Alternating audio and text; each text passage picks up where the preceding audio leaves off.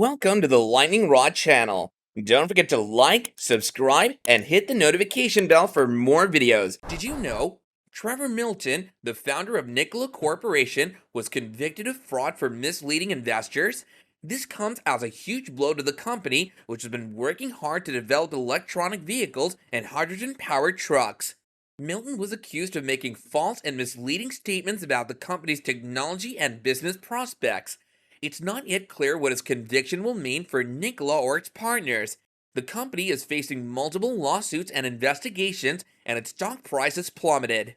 This is a developing story, and today we'll be going over the Trevor Milton Nikola scandal. Trevor Milton, the door-to-door salesman turned billionaire who claimed to transform the car industry with his firm Nikola Corp, was convicted of fraud for deceiving investors in the electric truck company. On Friday, a federal jury in Manhattan convicted 40-year-old Milton guilty of securities fraud and wire fraud, providing a win for the U.S. Justice Department's campaign against corporate crime. There's a chance he may spend a long time behind bars. 3 of the 4 charges against Milton were upheld at trial, including 2 counts of securities fraud and 2 counts of wire fraud. A maximum of 20 to 25 years is possible for each count.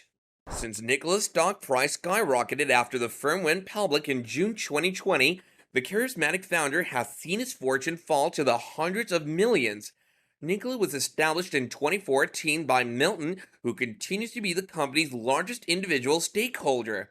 He grew the business to a point where it was valued at $34 billion when it went public, which was greater than Ford Motor Company at one point. The company's remarkable climb, despite its lack of income at the time, was part of a larger trend of electric car businesses going public through SPACs beginning 2 years ago, as investors searched for the next Tesla. By adopting a SPAC structure, they were able to market their businesses based on expectations rather than past performance. Large Wall Street firms have invested heavily in this market. Celebrity endorsements.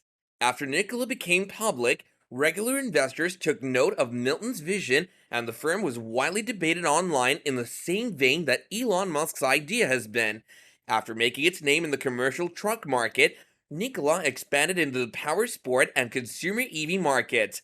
Heavy D of the Diesel brothers helped boost interest in the Badger truck with a celebrity support, but the vehicle was never produced. The prosecution claimed that Milton persuaded retail investors to acquire Nikola shares by making false claims about the company's goods and capabilities in many interviews on podcasts and TV. Milton was accused of grossly misinterpreting Nikola's capability to build vehicles powered by hydrogen fuel cells, as well as his ability to create the fuel itself. Lie after lie after lie. Assistant U.S. Attorney Jordan Estes told a jury in her Thursday closing statement. His lies may have been on social media, but make no mistake, this was an old-fashioned fraud. The attorneys for Milton referred to the case as a prosecution by distortion, maintaining that their client never intended to mislead prospective investors and that in any event, his statements were not material, which means they were not significant enough to have an impact on the judgments made by those investors. As Milton walked into the courtroom dressed in a suit and tie to meet with his attorneys, he maintained a positive and happy attitude. His loved ones filled the first 2 rows of seats behind the defense table, and the courtroom sometimes had dozens of spectators. Defense counsel Mark Mukasey encouraged the jury to imagine the nightmare it is for Trevor, at 40 years old, to have his life hang in the balance because of an aggressive prosecution, which brought tears to Milton's wife's eyes during his closing argument. In addition to that, there were some lighter moments. While waiting anxiously for the jury to reach a verdict on Friday, Mukasey took a few strokes with a virtual golf club. Opening remarks were given on September 13, and the trial itself began the next day. Paul Lackey, a former Nikola contractor, made the initial charges of fraud that helped launch the criminal investigation. An engineer working for the company EV Drive, which specializes in electric drive systems, named Lackey, has claimed that he provided information to Nate Anderson's Hindenburg Research in exchange for a portion of the firm's gains from shorting the company. According to the research published by the short seller in September 2020, Nikola is an intricate fraud that, among other accusations, misinterpreted the capabilities of its initial test vehicles. As a result, Nikola's stock price dropped. A number of other Nikola insiders were brought to testify for the government. Here's a few of them. Nikola's former designer Brendan Bobbiars claims the company used parts from a Ford F-150 Raptor in the creation of a prototype of the company's upcoming Badger pickup truck. CEO Mark Russell said he didn't know until he started working there that Milton's first electric vehicle didn't use either a natural gas turbine or a fuel cell. According to Chief Financial Officer Kim Brady, Milton was so hyper-focused on the company's stock price that when the shares dropped $5 on their first day of trade, he feared there was something wrong with the NASDAQ exchange. Milton was concerned about the company's stock price.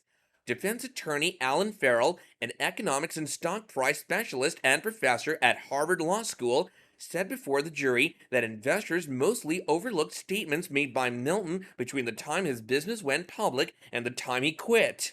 This was an old-fashioned fraud, prosecutors said. He lied to investors to get their money. Although the prosecution called Milton a con man, his defense argued that he was actually a brilliant businessman. In addition, they stated that there was a stunning lack of evidence to show that Milton had any intention of defrauding investors. They indicated that they would likely appeal the ruling. The electric car market may have eliminated the need for oil, but there's still plenty of snake oil on the market.